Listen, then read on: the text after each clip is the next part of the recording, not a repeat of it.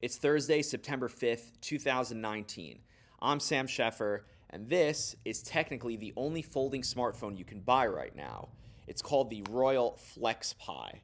But that changes tomorrow when Samsung's long delayed, slightly revamped Galaxy Fold releases in Korea.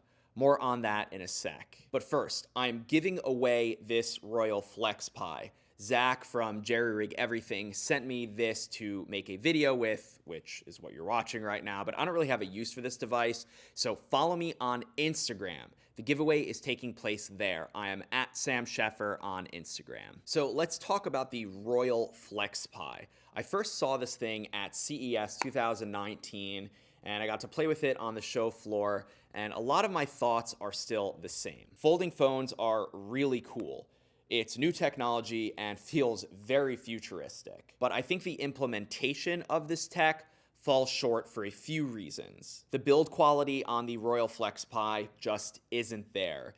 In comparison to something like the Galaxy Fold, which feels like a very premium device, this just doesn't. I mean, look at this hinge. And also, when you fold the Royal Flex Pi, it doesn't exactly close all the way. So this thing is pretty bulky in your pocket. I talked about this last reason in another video about folding phones, but the displays, right, when folded are on the outside, meaning this thing is very susceptible to damage always. And don't forget, these displays are plastic, so you can puncture them very easily. This sort of book-style folding seems to be the first iteration of folding phones.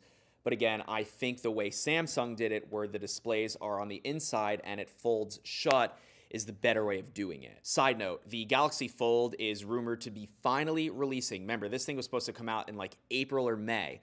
Finally releasing, rumored, according to Evan Blass on Twitter, who's a notable leaker, on September 27th. Now, from what I've read, this sort of like revamped Fold has a couple of tweaks that are supposed to make it last longer than the original versions did. There are these little end caps that are supposed to prevent debris from getting under the display. The sort of screen protector laminate is no longer peelable from the edge. That goes under the bezels now.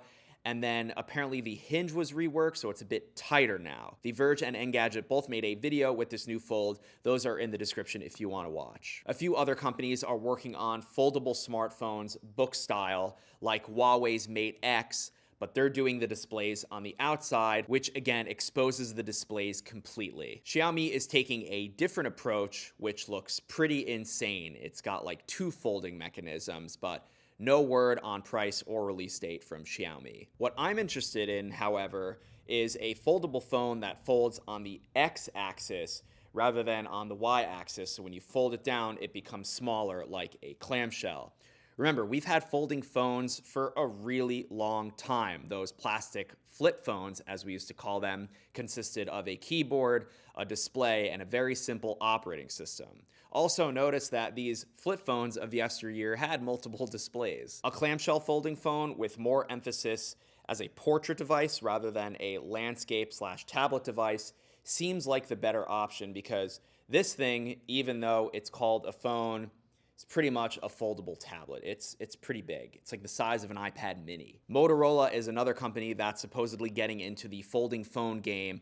I made a video about this rumored phone, which we were supposed to see a long time ago, and that is supposed to be a clamshell folding phone, which I like. Bloomberg recently reported that Samsung is also working on a clamshell-style folding phone that we should see next year. Apple has a plethora of patents for foldable displays, foldable phones, so we might really see a folding iPhone in the future. But Apple is a company that tends to stand back and not release or put out technology until the market sort of tests it first. Like the first LTE iPhone was the iPhone 5. All this is to say, I think foldable smartphones are coming.